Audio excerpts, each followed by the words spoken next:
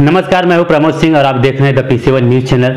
मैं आज आपको एक ऐसे व्यक्तित्व से मिलाने जा रहा हूं जिन्होंने मुंबई में बॉम्बे को मुंबई बनते देखा, बहुत सारे संघर्ष किए और अपने पिताजी के बिजनेस को आगे बढ़ाया। लोगों के बीच, समाज के बीच उन्होंने कुछ ऐसा कर दिखाया है जिससे लोग उनको आज जानते हैं।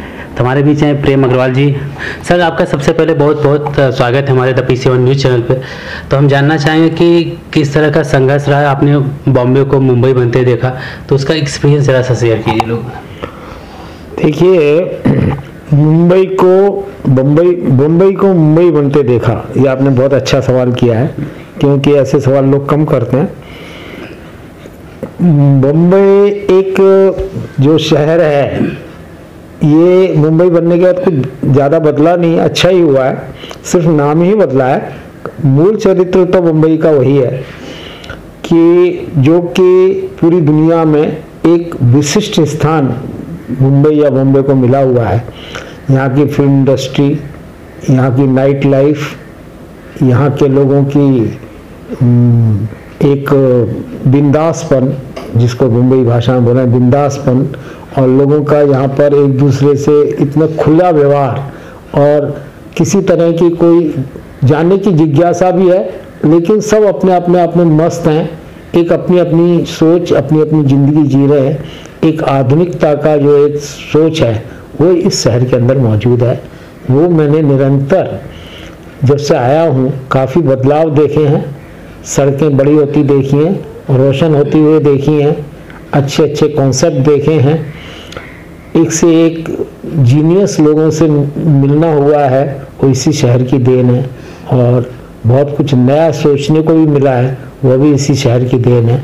मैं उसमें एक हिस्सा हूँ। मुझे गर्व है कि मैं मुंबई कर हूँ, एक बॉम्बे से मुंबई कर बना हूँ। ठीक है, जैसा कि मुंबई सपनों की दुनिया, यहाँ पे चौंध भरी हुई है। एक ऐसा शहर है जहाँ पे लोग एक उम्मीद, एक जिज्ञासा लेके आते हैं और अपने आप को कहीं ना कहीं उस संघर्ष में ढालते हैं और आगे बढ़ने की कोशिश करते हैं। तो इस तरह आपकी भी शुरुआत हुई होगी, तो क्या दौर रहा, कुछ बताना चाहे?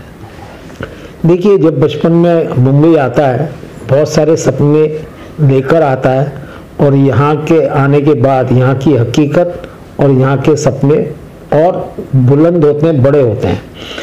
सौभाग्यवश मैं जब बॉम्बे आया तो हम लोगों ने शुरू से यहाँ एक जो एरिया है बांद्रा, पाली हिल, जो कि जिस समय हम लोग आए थे 63 में, उस समय ये पूरा फिल्मी एरिया कहा जाता था, फिल्म का एरिया कहा जाता था। और ये सारे कलाकार जो आज बड़े बड़े कलाकार, राज कपूर, दिलीप कुमार, देवानंद वगैरह जितने भी हैं, ये सब मैंने इनको सामने बढ़ते हुए, आगे बढ़ते हुए देखा है। और मेरे बड़े भाई फिल्म लाइन से जुड़े हुए थे, और फिल्म लाइन के जितने भी लोग हैं मोस्टली हमारे लिए, मेरे लिए कम से कम, तो ऐसे लगते हैं जैसे फैमिली मेम्बर हैं, आपस के लोग हैं। तो मुझे इनका ग्लैमर तो कुछ ज़्यादा नहीं लगा, लेकिन ये जो बॉम्बे में आने के बाद जो चकाचौंध और वो बढ़ी है और इतनी सुविधाएं बढ़ी हैं, पूरी दुनिया में बढ़ी हैं। बॉम्बे ने बहुत तेज़ी से अडॉप्ट किया नई चीज़ों को, नए कॉन्सेप्ट को, नई टेक्नोलॉजी को। हम लोग आए थे तब हर चीज़ की राशनिंग थी, हर चीज़ की कमी थी, हर चीज़ के लिए संघर्ष था। आज संघर्ष का रूप बदल गया है। आज जो बेसिक ज़रूरत हैं उनके लिए संघर्ष नहीं है, अब संघर्ष है अपने आप को इस्टेब्लिश करने के बाद अपने आप को और फ्लोरिश करने के लिए संघर्ष है। जो एक टाइम था वो हमने देखा जब लोगों को अपने सर्वाइवल के लिए, रोटी के लिए भी संघर्ष करना पड़ता था। अब वो संघर्ष नहीं रहा। दुनिया बहुत आगे बढ़ी है, भारत भी बहुत आगे बढ़ा है, और मुंबई तो और भी आगे बढ़ी है। बॉलीवुड में हमने देखा है कि कई ऐसे चेहरे हैं जो आपके बड़े करीब रहे हैं, तो उनसे तो आपका दोस्ताना रहा है, तो कुछ शेयर करना चाहें ऊपर? ऐसा है, जैसे मैंने बताया कि मिंकिंग रोड पर रहते थे, तो वहाँ पे हमारी जो दुकान थी वो भी प्रीमियम थी, तो काफ़ी कलाकार जो है वो हमारी दुकान के कस्टमर ही थे। ये नरगिस और सुनील दत्त पहले हमारी दुकान पे आया करते थे, तो संजय दत्त है या ये उनकी बहन है, ये मैंने इनको अपने हाथ से चूरन खिलाता था। चूरन मांगते थे मीठा, अंकल हमको चूरन दो, मैंने इनको चूरन खिलाया है। अमजद मेरे साथ कॉलेज में मेरे से सीनियर था, तब भी ये कलाकारी था और प्ले करता था। और मुझे याद है कि एक प्ले करता था, चिन चिन करती चिड़िया आई।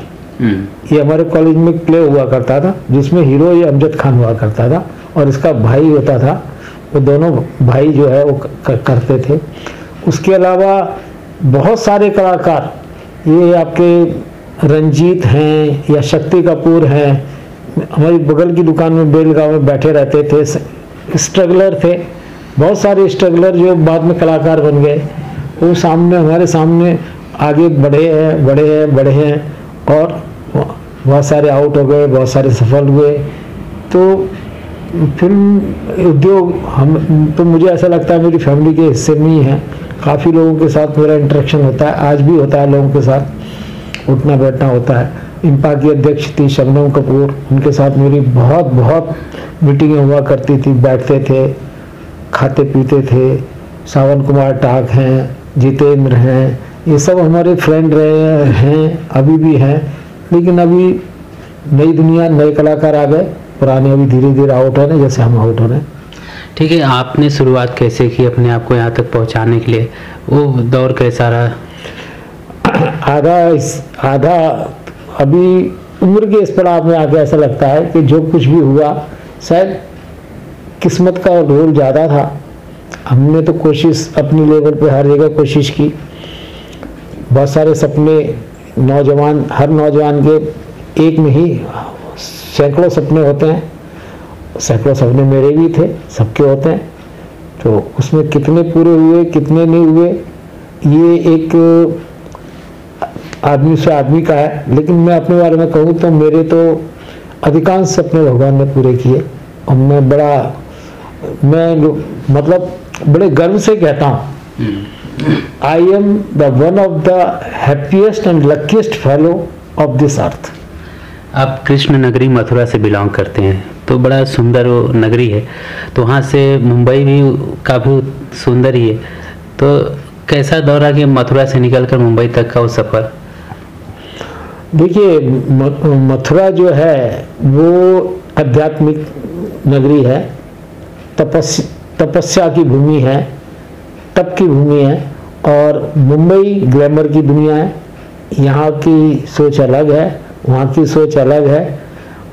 लेकिन धर्म के नाम पर वहाँ क्या होता था, धर्म के नाम पर यहाँ क्या होता है, राजनीति क्या है, बड़े मिक्स एक्सपीरियंस हैं। बहुत अच्छे एक्सपीरियंस हैं।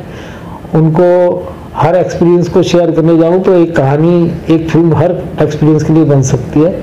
एक ऐसा इतने सारे एक्सपीरियंस हैं जुड़े हुए।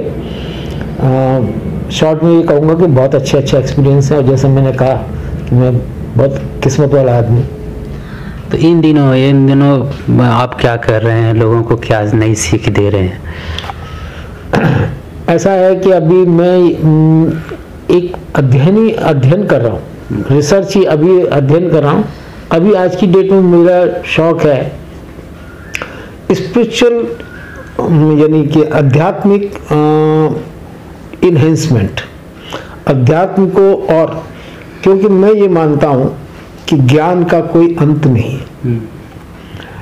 ज्ञान का कोई अंत नहीं है। जो हमने वेद पुराण शास्त्र जो लिखे हैं, जो पढ़े हैं, वो अंतिम सत्य नहीं है। हमको अंतिम सत्य तो कोई भी नहीं होता है। हमें आगे का सत्य खोजना है। वेदों के आगे क्या, पुराणों के आगे क्या, गीता के आगे क्या, वो उसकी ओर अग्रसर। हमारी भाषा में कहते हैं cosmic rays, cosmic power, cosmic और कॉस्मिक नॉलेज। अलौकिक ज्ञान, अलौकिक शक्तियाँ पहले भी होती थी। जो कुछ भी हमारे विद्वानों ने, तपस्वियों ने, साधकों ने जो कुछ भी प्रकृति से, ब्रह्मांड से जो कुछ भी ज्ञान प्राप्त किया, ऋषि मुनियों ने उसको विवेचना की। ऋषि मुनियों ने विवेचना करके उसको एक्सेप्टेबल बनाने के लिए क्या किया जा सकता है, उसके ऊपर अध्ययन किया। शास्त्री होते थे, उन्होंने उनको शास्त्रबद्ध किया उसके बाद महंत होते थे, मठाधीश होते थे, उन शास्त्रों को प्रक्योर करते थे, मठों में रखते थे। उसके आगे फिर आचार्य होते थे, वो आचार्य उन ग्रंथों को आगे जनता तक पहुंचाने का काम करते थे। वो अपने शिष्यों के थ्रू, समाज के थ्रू, ये पूरा एक चेन था जो कि हम सदियों से हमारे समाज में चला आया है। उस चेन को, और वो चेन को ही अब थोड़ा रूप बदल गया है, उस चेन को और आधुनिक तरीके से लोगों तक और कैसे नॉलेज को, ज़्यादा से ज़्यादा नॉलेज को नीचे तक पहुंचाया जाए, एक कड़ी श्रृंखला बनाने की ज़रूरत है। उसके लिए मैं कोशिश कर रहा हूँ। ठीक है, जैसा कि हमने सुना कि आप कोई दर्पण योगा जो लोगों के लिए लेके आए ऐसे पैंडेमिक टाइम में, जब लोग डिप्रेशन में हैं और पूरा मुंबई ही नहीं, पूरा शहर, पूरा दुनिया इस से जूझ रहा है, तो ये योगा जो आप सिखा रहे हैं, लोगों को बता रहे हैं, तो क्या है, ज़रा इसके बारे में थोड़ा बताएं। देखिए, सिखा या बता रहा हूँ, सिखा रहा हूँ, ऐसे मैं क्लास वगैरह नहीं चलाता हूँ, ना मेरे पास समय है और ना मैं एक कॉन्सेप्ट डेवलप किया है और लोगों को बताता हूँ कि इसको अपनाइए। ये भी ह्यूमन साइकोलॉजी के ऊपर ही है कि हर आदमी की इच्छा होती है कि मैं अच्छा कहलाऊँ, अच्छा दिखूँ, अच्छा बनूँ। तो उसी कड़ी में ये मिरर योगा में आप अपने आप को ध्यान केंद्रित करके अपने आप को जानने की कोशिश करें मिरर के अंदर, और अपने अंतर में झांकें और अपने आप को पूछें कि मैं क्या हूँ, कौन हूँ, कहाँ से आया हूँ, क्या बनना चाहता हूँ, क्या करना चाहता हूँ। उन सभी का जवाब जो लोगों के पास रहते हैं सवाल, उनका जवाब एक दर्पण योग हो सकता है, ऐसी मेरी सोच है। तो इसका मतलब आपने कभी से स्टार्टअप किया है, लोगों को मतलब इसमें लोग जुड़ रहे हैं, कुछ उनको इसका बेनिफिट हो रहा है, फायदा हो रहा है? अभी ये आप करेंगे ये काम? और भी लोगों को बोलता हूँ कि भाई आप इसको बढ़ाइए, और जितने लोगों से मिलते हैं वो अन्य विषयों पे होती है। अभी इसमें क्या होता है, आदमी को आज की डेट में ऐसा हो गया है कि रेडीमेड मसाला दे दे बना करके आदमी, उनको इतनी मेहनत करने में भी कभी कभी नहीं कर पाते हैं लोग कि बैठें, एकाग्रचित्त हों, ये हों, वो हों।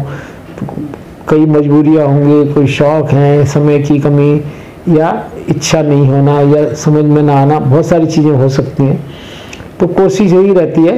बाकी और समाज के अंदर जो परिवर्तन बड़ी तेज़ी से आ रहे हैं, हर समाज में आ रहे हैं, घर में आ रहे हैं।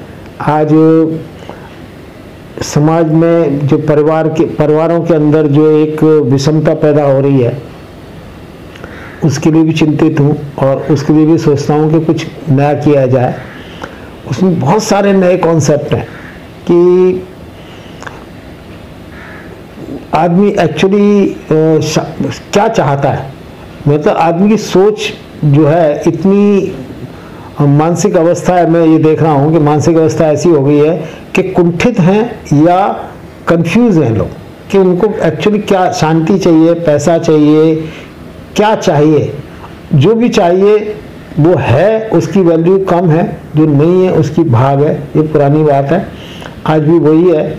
उसी में लोगों को बताने की कोशिश रहती है कि भाई जो है उसकी कद्र करो, जो नहीं है उसको पाने की कोशिश करो। ठीक है, तो आप सुन रहे थे प्रेम अग्रवाल जी को। हम उनसे इस बारे में और भी चर्चाएं करते रहेंगे, आपको आपके सामने लेके आते रहेंगे। कैमरा पर्सन रवि के साथ Pramod Singh, the PCM news, Mumbai.